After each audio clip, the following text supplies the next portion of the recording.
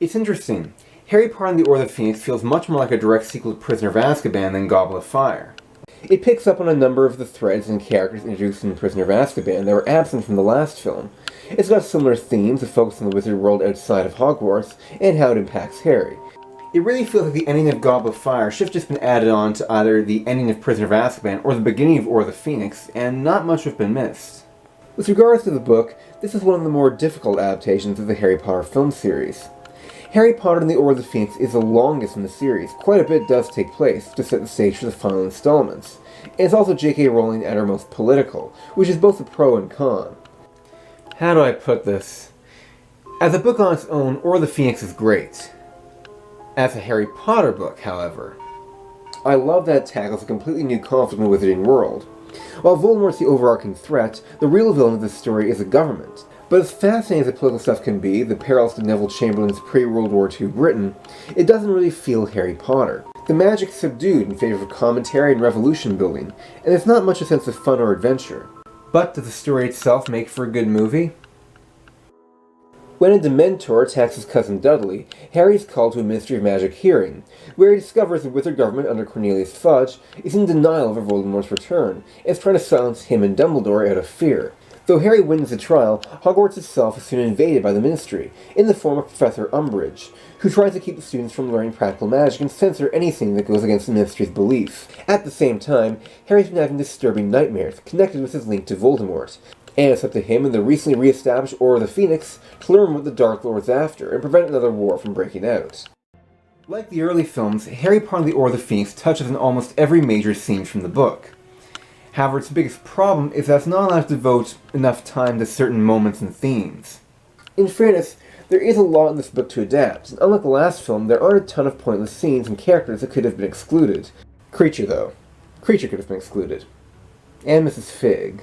The main character conflict of the novel is Harry's relationship to and fear of becoming like Voldemort, and the movie tries to give this as much time as it can with everything else going on, but it's still not quite enough. Similarly, there's Harry's relationship with Cho and the complexity of her feelings towards him and Cedric. I know I complained about the teen stuff in the last film, but if the romance was to be included at all here, it needed more depth. And more than one scene is just them kissing. In addition, the glimpse into Snape's memory ought to have had more consequences as well. It's a really important moment in Harry's overall development to discover his father was actually kind of a dick. But he doesn't dwell on it at all, and the scene instead serves no other purpose but to provide a brief glimpse into Snape's backstory. That being said, the story did downplay a number of undesirable moments from the book. The Dursleys are there briefly, but done with shortly. Hagrid's replacement is wisely absent, and Harry's much less obnoxious in his confrontations with people than his book counterpart. And the film does a good job relating the situation of the wizard world. You can feel the crisis weighing down on these characters. It's this regime of fear put forth by the Ministry that feels more threatening than the rise of Voldemort. This really was J.K. Rowling trying to capture the feel of Chamberlain's Britain in the months before the Second World War, with a more Orwellian level of control and paranoia. It's effective in the books, and it's effective here, even though, again, it doesn't entirely feel like Harry Potter. The Ministry also proves to be an exciting setting, where during the climax the suspense is built terrifically, and the visuals often complement that. My only problem is the stakes. The prophecy the FDs are looking for is important in the grand scheme of things, but feels like a device to keep the conflict going between Harry and Voldemort. Part of me really thinks the series could have ended here, but Harry has to complete his 7 years of school. It works okay, but the prophecy, as well as the Horcruxes in the next film, feel a little like baby steps to the end goal. Harry's got more of a character here than in films past. He's given responsibility and more of a personal arc, his goals being part of a larger picture. And Daniel Radcliffe is pretty good for the most part. Harry becomes a teacher in this film, and I love how Radcliffe plays his awkward pride in his class. But Radcliffe also conveys Harry's fear and frustration more than adequately. This may be his best performance as a character yet. Grint and Watson's performances as Ron and Hermione are fine, but individually, they don't have any stand-up moments. They really are just Harry's sidekicks, with only Hermione having the character trait of smart. Once again, Malfoy could have been cut entirely, his role is so minimal. Filch gets more screen time, and in his case it's mostly just jokes. Neville gets more development, and Matthew Lewis manages it fine. The film doesn't go in depth into how important to the overall story he really is, but it gives us enough to appreciate his bravery against the woman who cursed his parents. And it was a quaint poetic justice that he got to use a free spell on someone else. Dudley we haven't seen in a while, so it's interesting to see the kind of teenager he's become. There's a minor arc lift from the book involving Seamus disbelieving Harry, but does the film really expect me to care about this breakup when I couldn't even give a shit for Harry and Ron's? And then there's Cho. Of all the changes from the book this film made, the decision to make her the traitor was probably the worst. It's one of the few instances I think they should have kept a minor character. In this case, Cho's friend Marietta. Cho's betrayal comes completely out of nowhere. It's unjustified and unfair to try and make her so suddenly unlikable. I'd have actually preferred her breakup with Harry in the book, as it at least would have given Kay Lee something slightly more dignified to perform.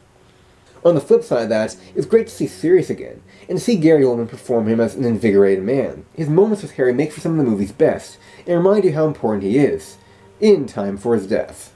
Though Sirius got enough attention, I was a bit peeved at the lack of Lupin. They could at least have put him in one or two more scenes. Alan Rickman got a shine once again as Snape with the diplomacy lessons. His humiliation was especially believable after Harry sees his past. Robbie Coltrane is fine as Hagrid. Grog also could have been cut. And Emma Thompson performs her few scenes fabulously. With Dumbledore shining Harry for much of the film, Michael Gambon doesn't appear much, but does get to be awesome in a few moments, not least in his duel with Voldemort. And yeah, Ralph Fiennes is still incredible. These movies do somewhat coast in their excellent adult cast. This film didn't introduce as many newcomers, and, unpopular opinion here, I'm not a fan of Luna Lovegood. Boo! Boo! Boo! Alright, actress Savannah Lynch is okay, but the character is really annoying. She's supposed to be a quirky, sympathetic outcast, likely created to represent the fanbase, but her passive, unfocused attitude and monotone I find hard to get through, and some of her deliveries are quite poor. Moody, I think, is a fairly sized role, but Tonks and Kingsley don't. Tonks is one of the most fun characters in the books, and Natalie Attenna is a really good actress, but she actually gets more to do in an average episode of Game of Thrones than in this movie. And George Harris is really awesome, but for what it gets to do here, I guess I'll just stick with layer cake. Helena Bonham Carter was perfect for Bellatrix, though. Voldemort's crazed and obsessed but dangerous supporter. She really earned the killing of Sirius. Jason Isaacs can play Lucius straight, but it's not as fun. This movie was also Robert Hardy's time to shine, as in a way he was the main antagonist. And he was pretty good. I did find it odd, though, that they kept Percy as his aide, considering the threat of him being estranged from the Weasleys was otherwise cut. Speaking of the Weasleys, Arthur gets some good moments, as both Harry's escort of the Ministry and subject of an attack. But can we all address the fact he's terrible at his job? Outshine them all, though, is one new character who almost single-handedly makes this movie. Professor Umbridge is easily the best villain J.K. Rowling has ever created. I remember reading the book and thinking, there's no way they're going to be able to get this despicable character right when they make the movie. But I underestimate the skills of Imelda Staunton, who couldn't be more ideal in this role. I'll go more in depth in my 10 most enjoyably hateable villains list, but suffice to say, the reason she's so loathsome is because she represents institutional control, spreads willful ignorance, and is both parts condescending and cruel. Though her character would later be ruined, wait for my Deathly Hallows Part 1 review, Umbridge really puts the bitch in witch. In another life, she's made a great U.S. Senator. The scene where Umbridge forces Harry to write lines in his own blood is one of my favorites, but there are a number of other really great moments as well. This was director David Yates' first Harry Potter film, and if nothing else, he knows to stage good moments and visuals. The Order itself, rebelling to Voldemort's forces, is a great idea on its own, and I love when they escort Harry away on broomsticks along the Thames. In this film, we get to see the Mystery of Magic for the first time, which is one of the series' best designs. It's tremendous, a perfect imitation of a real government institution with a unique magical flair. Harry's hearing is done well, as is his conversation with Sirius before leaving for Hogwarts, which really captures the feeling of pre-war anxiety. All of Harry's violent dreams are shot beautifully from the first-person point of view, and with decent dread. Though I miss the St. Mungo sequence, mainly because of the Lockhart cameo, the movement of Harry's first diplomacy lesson worked, and Dumbledore's escape is pretty damn awesome. The Dumbledore's army montage is terrific, as though serious in nature, it gives the film a welcome light tone. Umbridge's staff and student inspections have a dark humor to them, and of course, there's the greatest Fred and George moment of the films. Never are they cooler than when they fly through the Great Hall causing mayhem. I miss their defined snarkiness from the book, but still a tremendously satisfying moment. Though not quite satisfying as Umbridge's comeuppance. Do something! Tell them I mean no harm! I'm sorry, Professor. I must not tell lies. Motherfucker. And of course, the part of mystery scenes are mostly great, especially so when the Order arrives. Each member getting a badass moment, and Dumbledore's long-away duel with Voldemort really delivers. These are flashbacks for sensitivity's sake I'm not huge on, nor the pretty predictable message of how darn good love and friendship are, but this scene is hilarious. I think you mainly have to be a fan of the movie series for Harry Potter and the Order of the Phoenix to work for you. If you're too much a fan of the books, you'll find a lot of it condensed. Hell, even movie fans may know certain themes need expanding on. By this point, you have to be following the running story or it's going to make no sense. But I can't see any adult who hasn't read the book finding this film enjoyable. But taking that into consideration and overlooking some of the unrealized potential, Harry Potter and the Order of the Phoenix is actually quite a good movie. With some great visuals, an intriguing story, acted suspense, character development, world expansion, and one hell of an amazing villain, it's entertaining and an insightful look into a different and even darker kind of conflict for the series. It still doesn't quite have the magic of other Harry Potter stories, but given how hard it tried to stay true to the most expansive and interesting of the books, I'd say it did a very satisfactory job.